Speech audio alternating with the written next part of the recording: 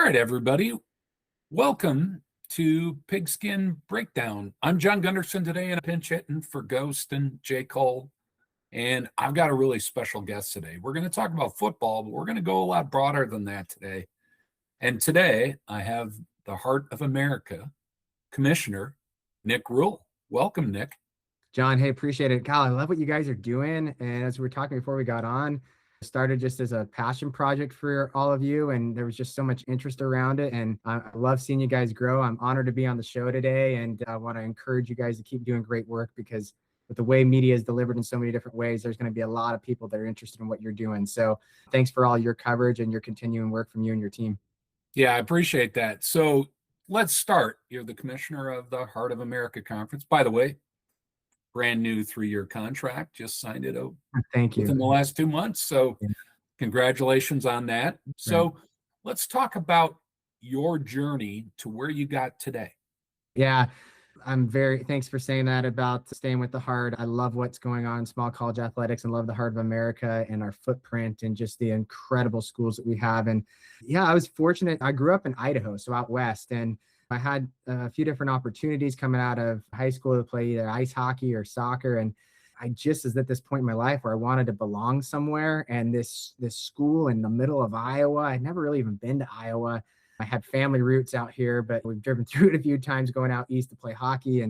But the school, William Penn University, just kept calling and calling and calling me. And I was just at this point in March of my senior year that I just wanted to go somewhere I was wanted. And I never visited campus, been really off I-80 in Iowa. And I just said, you know what, I'm going. And showed up in August in Iowa, started to fall in love with the Midwest and with the people. And obviously I'm still here today. Right after college, I started coaching the women's golf team at William Penn. I was the head coach of that program for, 7 or 8 years.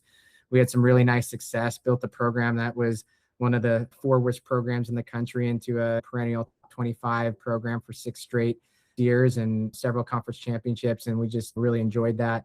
And then got the opportunity to be athletic director at William Penn. And through just some unique career positioning as the time I was a golf coach and working on campus, raising and running the athletic booster club and things like that. Worked at Musco Lighting a little bit during that time because I needed to pay the bills for women's golf coaches during that time, weren't full-time gigs. And so 2017 became the athletic director at William Penn. And we had a good run there, really tried to change a culture around and kind of change the perception and tried to build some winning systems and winning programs and winning mentality. And just a few years ago was hired to take on the commissioner of the Heart of America, which I believe is one of the best small college athletic conferences in the country and with some incredible membership. And so that's a very brief overview of how I got to where I am today in the sport industry. But the Midwest is special, and intercollegiate athletics in the Midwest is very special. I go back a few times. I've gone back a few times to my home in Idaho just to talk about all the opportunities out in the Midwest that can really change students' lives, because they don't have opportunities like that. Opportunities like what exist in the Midwest aren't how it is everywhere. And I think sometimes we take that for granted in the Midwest. Yeah, I agree, Nik. And a lot of schools, a lot of opportunities. I think that's a great point. So let's talk a little bit about the Heart of America. Give our listeners a kind of a background, how far you go, how many teams you have. You have 16 full-time members. St. Ambrose is now officially a full-time member. And you have 12 affiliate members who probably certain sports they participate in the Heart.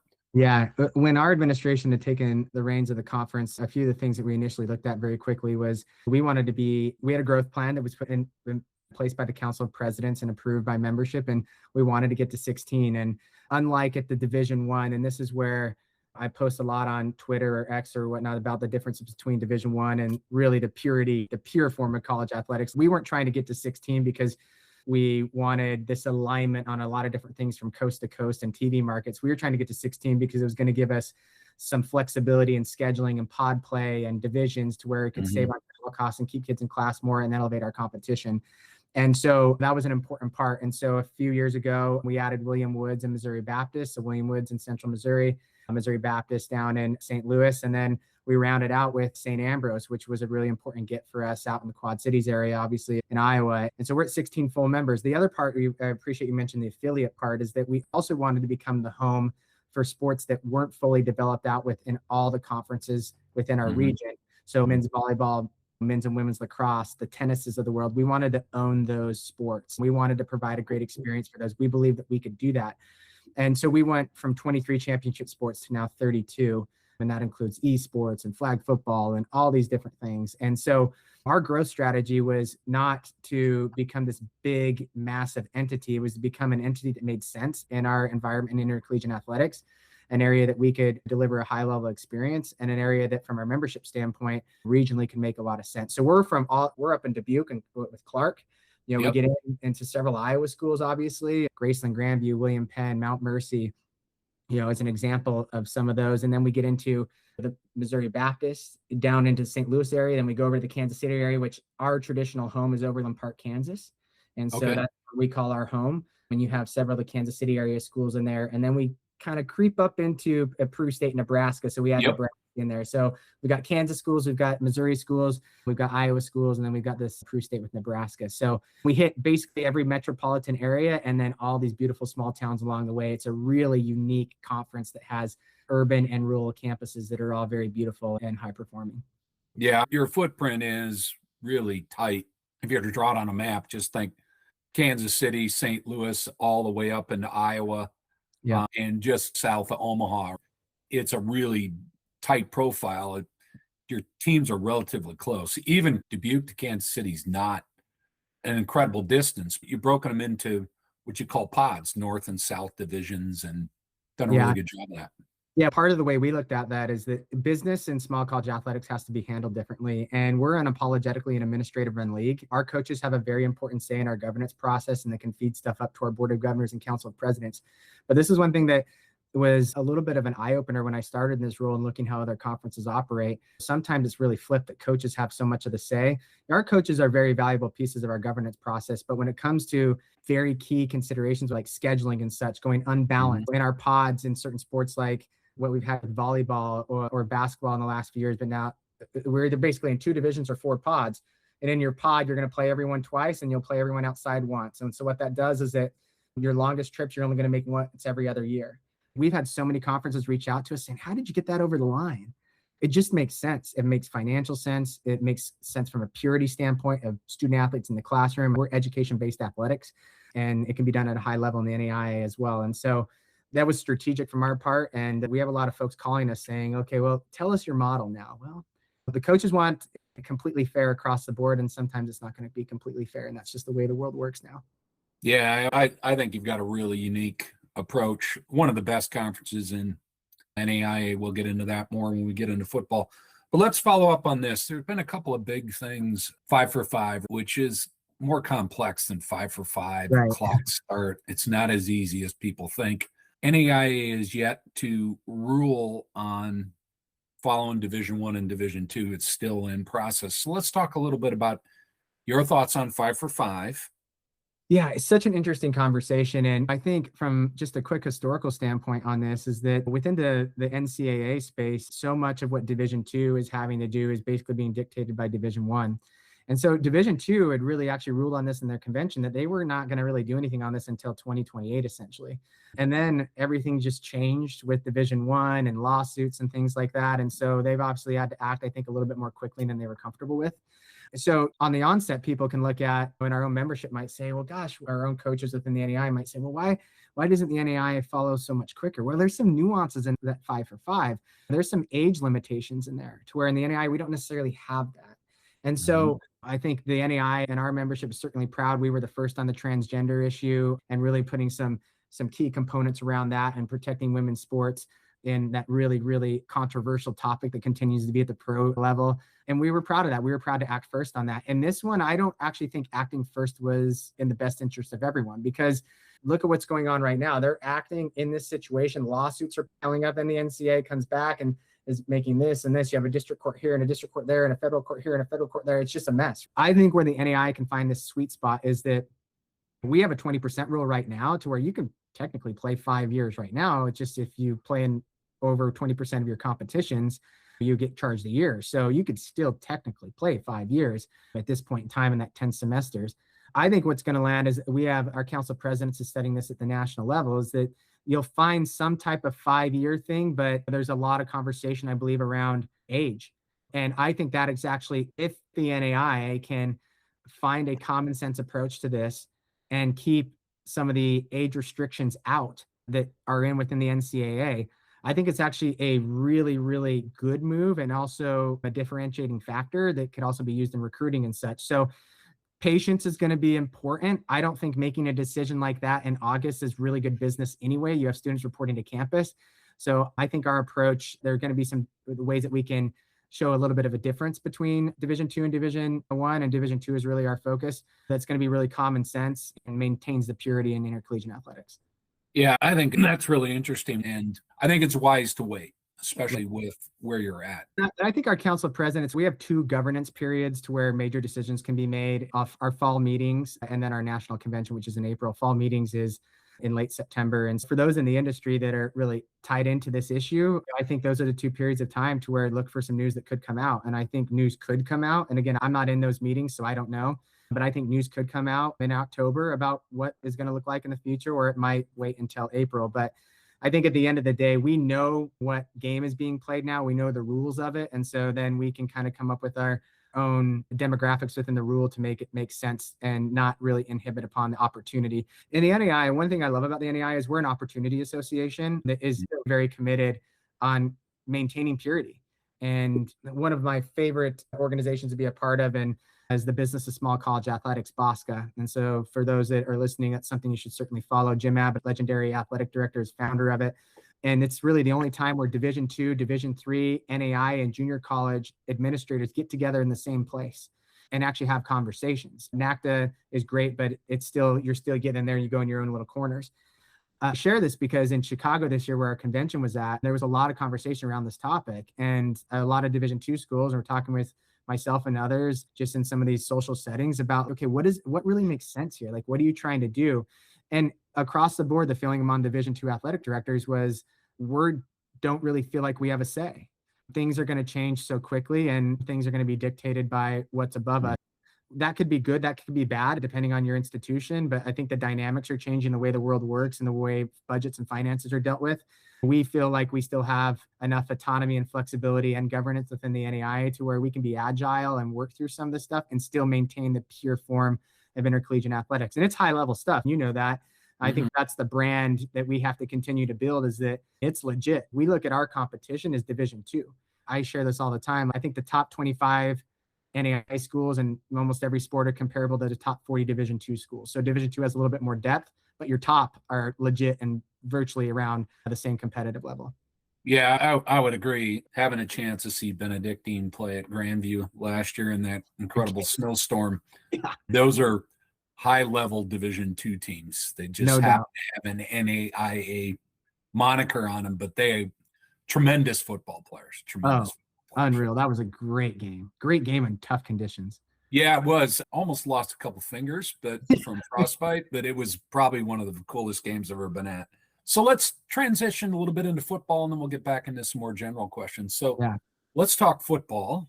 Right. Got some big news this year in the heart of America. St. Ambrose is coming over full-time, and Mount Mercy has a first-year program. So you have expanded your football conference this year. So talk about where you think the conference lines up. Yeah, and we've been fortunate in the last few years that St. Ambrose has been an affiliate for us in football. So they've kind of, and they've been an affiliate in a few other sports too. So getting them over full-time and everything just made a lot of sense for their institution, and honestly made a lot of sense for us. They feel like a heart of America school, the way they operate internally, externally. One of the great things about the heart of America, getting a little very briefly beyond sport a little bit here, is that all of our schools are just uniquely positioned in the way that they're unapologetic about their values. And so if you're a student at any place in the country, you can look at any Heart American school and say, oh, my values align with here, I can go here. They align here, they can go here. Religiously affiliated, whether that's socially, however you look at, there's a place for you in the heart. And what I love about our membership is they don't shy away from it. And that's amazing. And in today's day and age where people try to shy away from who they are in certain ways because they don't want to offend certain people, I think our membership are really, really proud of who they are. And I think that's a really unique thing that we can teach more life lessons on with our students. So in regard to football, I think the addition of Mount Mercy is going to be great. And I think Coach Dan, he's doing a great job there. Paul Gavin's one of my good friends, the athletic director there, and seeing them evolve into football so quickly with the enhancements in their facilities and all that. I think is going to be just really, really fun. And Mount Mercy does things a really good way. They're highly competitive across so many of our sports. And I think they had the mentality that they want to come in and be competitive at the start. Obviously, you and I both know that starting football is one of the more difficult ads. In football, you need some veterans, you need some experience, you need size, you need all those different things. And I think that's why football still to this day, you look like why Benedictine is so successful is that they have these junior, senior studs and they replace them with junior, senior studs that are within the program for 4 years and work their way up. Grandview, same thing. And those both programs are two programs that are going to have to replace a lot from last year, and they'll do it. They have so many Iowa pipelines since we're on an Iowa show here, obviously. But in that Cedar Rapids and Quad Cities area, I think that's an area where a lot of schools go to recruit to. And now you have St. Ambrose and Mount Mercy that have that within their backyard. And if they can convince some of that homegrown talent to stay home, they're going to get good quick. And then continuing to recruit across the country, which so many of our institutions do. So I'm excited. We especially have that Mount Mercy St. Ambrose game circled. You see with their institutional dynamics now, that brings a whole nother level of rivalry. They were already a rival in the old MCC conference, and now they're really a rivalry since they're very closely affiliated within their academic structure and things like that with their strategic combinations. So we're excited about it. Football can move mountains on campuses, and I think it's going to be a really good thing for Mount Mercy. It certainly can. All you really have to do is think about Grandview. Grandview started a football program in 2008, and that football program has raised the institution up with it, drugged the institution with it in, 18 years. Right. And I agree with you. And I was always a small sport guy. I coached women's golf. I played soccer. I'm an ice hockey player growing up. But when I became the athletic director at William Penn and just started seeing what football can do, there's no doubt that if you have successful football or a vibrant football program, it can elevate a lot of different things. And look what it's done at Grandview for an example of that. And William Penn's had a few good years. And I know that alumni base last year, that place was buzzing. And that's been a school that's had kind of a rough go of the last 10 or so years within football. It can do a lot of really good things. And I think Mount Mercy can come in and be competitive very early on. Yeah, and I think it'll be great for St. Ambrose. Graceland had a little what I call step back last year, but a lot of injuries. They were really rising. So you got a lot of great things going on. Obviously, Benedictine is a great team. You have, I was counting it up beforehand. You have 1, 2, 3, 4, 5 teams in the top 25 in your conference. Grandview's 1, Benedictine's 4, Mid-American Nazarene is 20, Baker's 19, and William Penn is 21.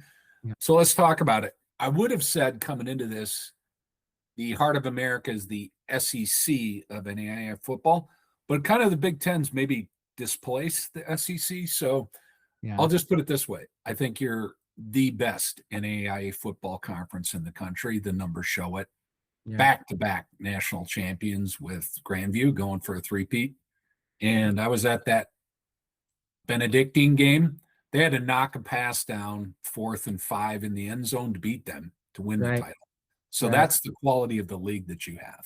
Right. I agree with you. And just the way brackets work, it's crazy, but really firmly that if Benedictine and Grandview were on opposite sides, I think they're meeting in Texas in the national championship game. I thought I was at the national championship game. I was at that Benedictine Grandview game.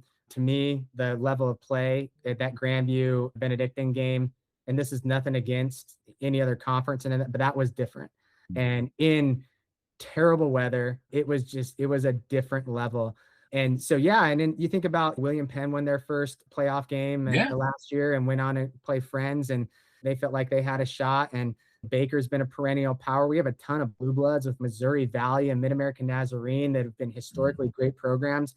We feel like, in general, when you look at, if you want to classify a Power 4 conference at the NAIA, we have no issue saying that we believe we're a Power 4 conference in all sports. There's some sports that we're better than others, but I think that people look to what the Heart of America does, and we don't take that lightly in all of our sports and our governance and how we handle our business. But I think in football, a Big Ten comparison makes a lot of sense just because of the depth, the way the game is played. You can get some high-level offense being played, but you get some knock it down, drag it out defense. That Grandview team is an example of that. Just every program is really working on building a defense that can really grind things out. And I think that's what you see. You see great offense in the Heart, but you see some just old school knock them down defense in the Heart too. And it's a tough league in that way, but I think I go back to the days when Grandview and William Penn and then Clark had come over after in Mount Mercy. But I played in the old MCC,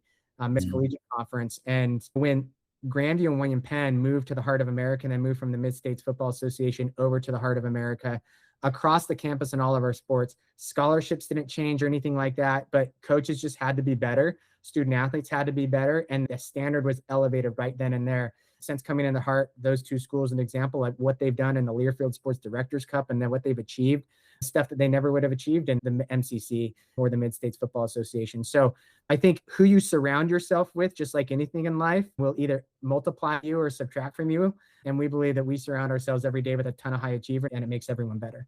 Yeah, I'm really excited about the football season for you. Last year, I had an opportunity to go down and watch William Penn playing their playoff game, and it was a fantastic out. Loring was an amazing running back. They had a record year. I think they set the record for most wins ever in their program. They built a really good program. You've got incredible programs, Baker's, Toff, and you've got a mix, right? St. Ambrose is coming over. I think it's going to be really interesting to see who's building their programs over the next few years. And because Mount Mercy's brand new, Clark started their program probably at the most unopportune time of all time. Right. They started it and then they had COVID, which put them back, but they're building a program up there too in Dubuque. So you've got this mix of what I call people who have been playing football for a long time, but also schools that have been playing it for under 20 years. 100%. I think, and the other thing that's really interesting in this year in the Heart is that you have several coaches within their first few years, and you have a lot of coaches within their first year. So Clark, Peru State, both first-year coaches, right? Mount Mercy, obviously, he's a first-year head coach in the Heart just because they just started. You've got some newness at Mid-American Nazarene, right? You've got a new coach at William Woods. You've got a new coach at Missouri Baptist. And I think part of that is that I've sat in the chair of an athletic director, and you want to be competitive in football. You want to be competitive in everything.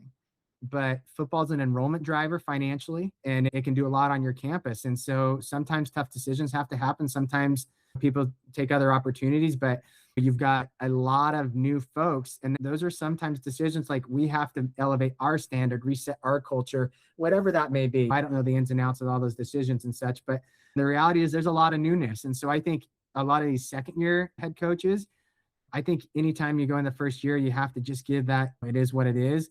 Second year is like, all right, now you're starting to see what's going on. And then when you get in your third year, like Coach Benavidez last year, now you're starting to really what can be done in a football program. Because I don't think you can turn stuff around overnight so quickly in football like you maybe can in other sports. And so you're going to see some of that. And then with Grandview and Benedictine, those two are the top dogs in the North and the South, and someone's got to knock them down. And had a lot of seniors last year, but those two programs are going to reload. So what does a Baker look like, who had a really good end to the year last year when they kind of started out struggling in cross-division play, and then they played really well towards the end? You had Mid-American Nazarene, who had a shot to make a few upsets. And so I think a lot of that, you never know what's going to happen. Culver Stockton, it feels like every 3 or 4 years, Peru State does something crazy. And so they're out there, and every week in the Heart is a grind, and I think every week is going to be entertaining.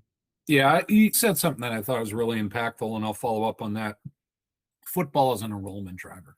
You've talked a lot about enrollment, how important athletics is becoming, even more important because you don't have public universities. You've got universities with under 2,000 students for the most part. Football is bringing 150 students into the mix. With the enrollment cliff that everyone talks about, there's fewer children going into college because of the demographics. How important athletics is to institutions now at the NAIA level? So I would say it's always been important to most institutions at the NAIA level. I think any type of participation that brings students to campus. I think the way I would look at this, I've said this so many times over the years, is that campuses across the Midwest, across our conference, are unbelievable places. And in so many cases, participation, whether that's athletics or something else, is the hook to get them to campus. And I think the really successful ones, the really successful athletic departments and campuses then find ways to make those students hooked on their campus just beyond sport. It was funny. I was at a coffee shop the other day and ran into a Heart of America student athlete going to one of our Heart of America schools, a freshman. And my advice to that student athlete and his mom was get involved in one additional thing beyond your sport. because that helps retain students at a higher level. But to answer your question, I think it's always been a very important enrollment driver and economic driver to our schools. I've said this a lot. Small schools add sports to make money. Big schools cut sports to save money. And we're an opportunity association. Again, that's why we're investing in women's sports. And we're not going to cut the baseballs or the tennises and things like that. That's just not how we operate at this level. I think the absolute demographic shift that this is pretty normal for us, which I think this is very comfortable and a level of confidence for NAIA schools to navigate these uncharted waters, is that a lot of state schools and Division II schools are having conversations about athletics becoming an enrollment driver now too, when that case before it was state funding coming in and all that. Now they're talking about how do we maximize roster sizes? How do we have varsity reserve programs? How do we do this? And so I think the uncomfortable conversation that's happening is at state schools right now, in particular in that Division II space and some in the NAIA space or state schools, about like, okay, what is the return on athletics now? We knew what this was, a line item and a budget line item, but what are you now bringing in? And so I think the future athletic director has to be very, very seasoned in enrollment management. The athletic director in years past had to be very seasoned in fundraising. I think that is part of it. But I think if you think about 1,000 students coming into campus, that easily tops a lot of fundraising efforts every single year for the general fund of universities. And so it is going to be the way to navigate uncharted waters, navigate a demographic and enrollment cliff, where we're predicting as many as 400,000 fewer students are coming in because of that birth rate around this 2008 to 2012, that economic downturn in a sense, and people just didn't have as many kids during that time. And so we look at that and we feel like we are uniquely positioned to navigate that because we don't have to change who we are at this level. This has always kind of been a part of our mentality. I love the way you talked about that. Athletics is the front window to institutions, and even more so now that it's an enrollment driver for more and more schools, it's going to become more important. Yeah, it's going to be a vital piece of financial planning among boards and university cabinets. If they were not talking about it before, I guarantee they're talking about it now. Yeah, I think that's great. So 5 years down the road, what's in your plan for the Heart of America? What's your strategic plan? Well, it's a great and timely question for us because we had a strategic plan that was put in place and approved in 2022. I was on the board of governors when we approved it, and we're about 90% done with it. So we actually went to our council of presidents and asked, hey, we want a more aggressive plan because we feel like we've finished the 2028 plan, in which we also revised once and made it a little bit stronger. And so it's funny because we're in that process right now of strategic planning for what the future looks like. And I think it really revolves around 4 key pillars that we're looking at right now. Number one, from a conference office standpoint, I'm a big believer that sometimes, not in all cases, but sometimes athletic conferences and the administrative staffs within it really were coordinators of certain things instead of executive level leaders. In a corporate setting, a coordinator is different than a C-suite type person. We have to have more of the approach of being executive level leaders, galvanizing people into making strategic decisions together and what that looks like. And so I think that's one thing that we're looking at is, okay, governance across the board, how we handle our business. If you don't have folks leading and operating in a direction in the future, then the reality is that why do you need a conference? I think one of the things that we've talked about internally is that if the conference was gone tomorrow, would people miss us? And there should be that. It shouldn't be just a coordination of things. And so that's one thing is like, how do we continue to evolve this into a model of executive level function to where we can frankly call up many of our other conferences in small college athletics and say, hey, operate in this way. And so many of them are doing that, but some need to elevate their standard. So that's one thing. I think the other part, it comes down to revenue. Where can we generate revenue? You talk about how your show continues to grow. The way media is delivered in certain different ways is different. We have a media rights deal that we're in our 2nd year of that we're continuing to figure out what that looks like and how revenue can come into small college athletic conferences. We're not talking about $50, $100 million. We're talking 6 figures type stuff that absolutely can transform the way conferences operate. And so we're continuing to evaluate and continue to grow that. I think social and digital content, long form, short form media is going to be a very important part of us and kind of 3rd pillar. And one of the things that we want to do a better job of is that we just don't want to tell the story of what happened in the game.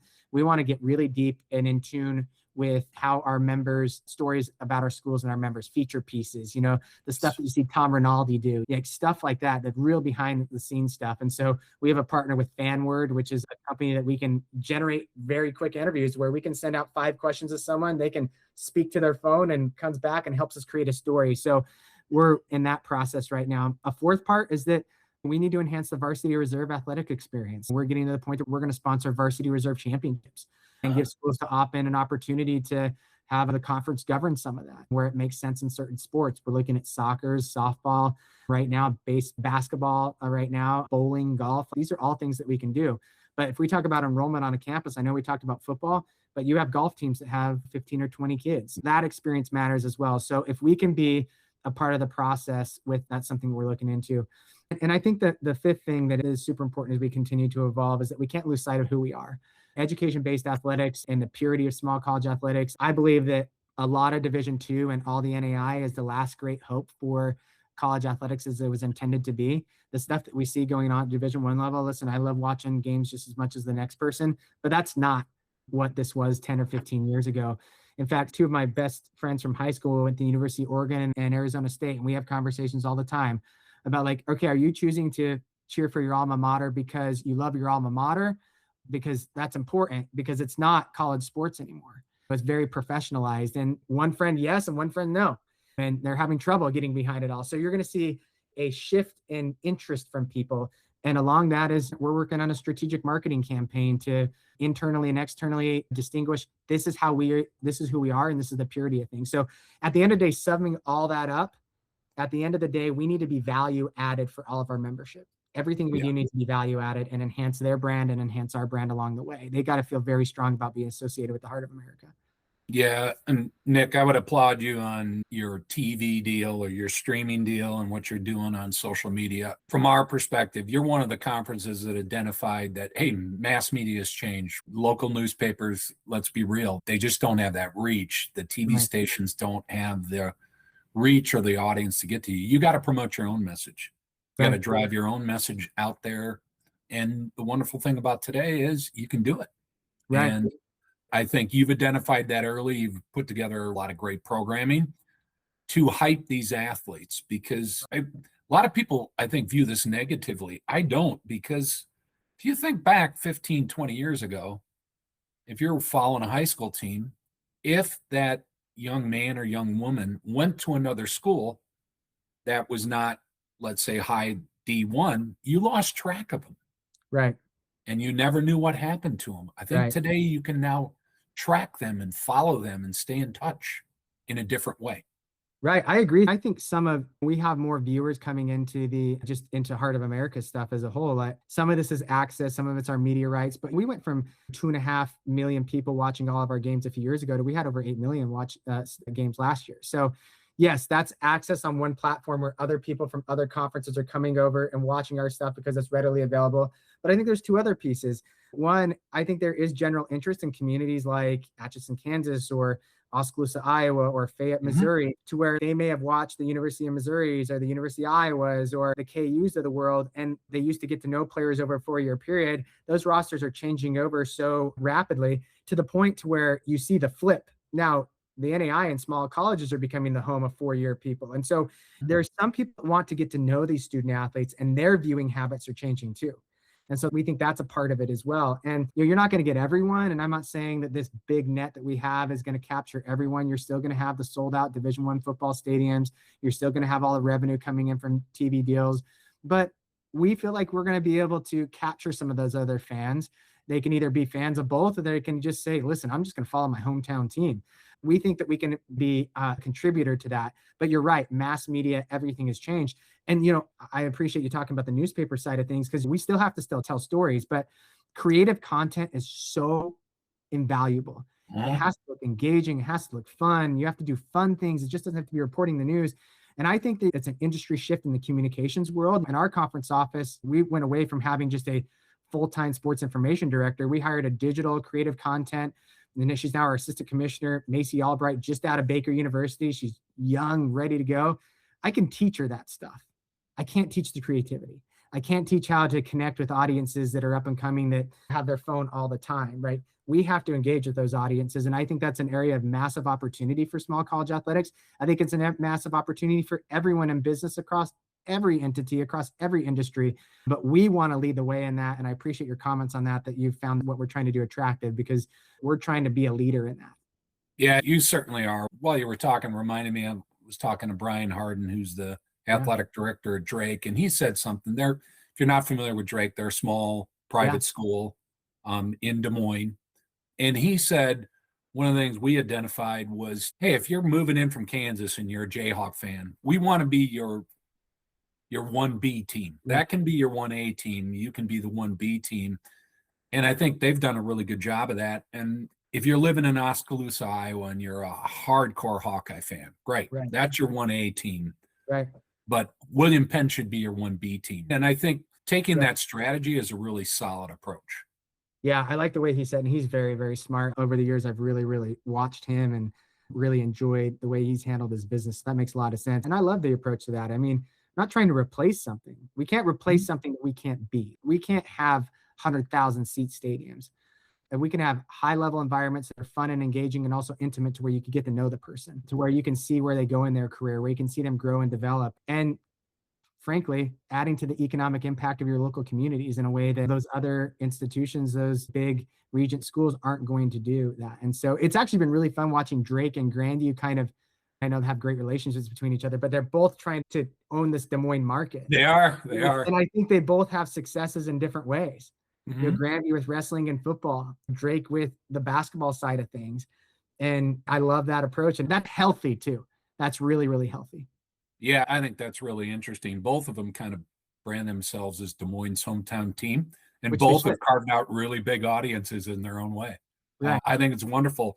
But I think that really points out your approach. How do you tell those stories for the schools that you represent in a way that drives that local interest, but then also delivers that message to wherever these kids are coming from, because they come from a wide range all over the country.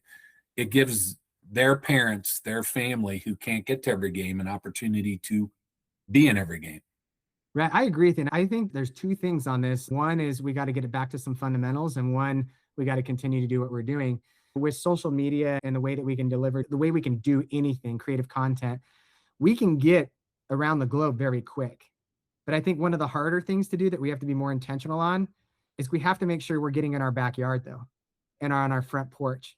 So with newspapers closing in some of these small towns, we have to figure out a way to continue to deliver that messaging in our own communities. I actually think it's easier to deliver the message globally and a lot harder to deliver it locally. I would agree. And so we have to reinvent ourselves, because some of those entities don't exist anymore. But so I think schools have to be very intentional about delivering to their local community, making sure they're getting out, boots on the ground, grassroots type stuff. And that's the way what we're going to try to do too. But even with our own, one thing that we did this summer, again, is that we have all these great stories that we're going to tell here soon, but we needed to make sure that we had our media list up to date. We're in all these small towns, all these areas, even some of the metro areas are being bought up by USA Today, and they're not local anymore.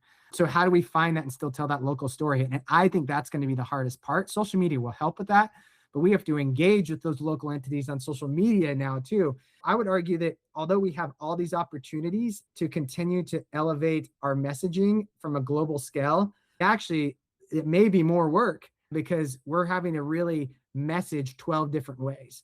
And that's something we focus on very specifically, is that we're going to have a podcast. Our Instagram gets between 5 and 8 million views a month. Like, that's really good. A few years ago, we were at 200,000 a month, but we got to be everywhere, and we've got to invest in that. So we've done a lot of work internally to make sure that we've restructured ourselves to make sure we can invest in that, because I think it's one of the three most important things that we do. Yeah, I think that's well said. It's interesting, just I'll talk from our perspective. We kind of started this fun little thing, and all of our listeners are really tied to the communities we cover, right? We're not a national scope approach. Right. It just sort of happened organically because there's really nobody in the space. Right. So people are like, oh, okay, I live in Oskaloosa. I want to follow William Penn. They have two choices, Heart of America, or kind of what we're doing. And that's a hyperbole statement, but there's not a lot of choices. I think, and that's why I love what you guys are doing, is I think we need people like you. We also need people like NAIA Hoops and You sure do. Victory Sports Network and all. The We need Victory Sports everyone. Network, they're awesome. Yeah, Yeah. we need all of you because we can all elevate each other. And so one of the things that I'm going to tell our crew is to let's make sure that we're engaging with you guys, right? To make sure we elevate your content when it makes sense for us. And because I think if we can all do this together and share each other and cover where we need to cover and provide open spaces for this, we're going to grow it because there definitely is an appetite for it within these small campuses and within small college athletics. And I think you guys are a great example of how something can grow by just organically covering something that's relevant. And it just shows that everything is relevant in its own way. Sometimes you just need eyeballs and a light on it. Yeah, I applaud you for what you're doing. The Heart of America is the tide that's trying to raise all boats for everybody in the conference. And I think you're doing a wonderful job. I think you're, in my opinion, leading in the NAIA space.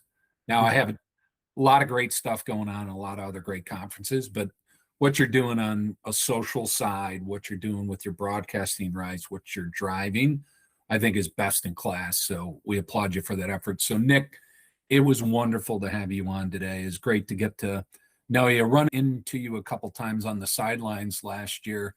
I was kind of like, who's that guy? And you're kind of looking at us like, who's that guy? Yeah. But it has been really fun to have you on. We hope to have you on as much as you want to be because you're one of, I consider the thought leaders in college athletics.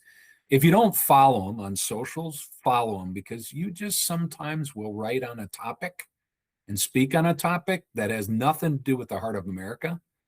And I think you're one of the best minds in college athletics right now. So thank you so much for joining. Thanks, John. I appreciate you. And anytime you guys want me on, happy to come on and support what you are doing. And I think this is just amazing stuff, great work. And anything that we can do to be supportive of your efforts really makes a lot of sense. So I'm really, really happy to be here.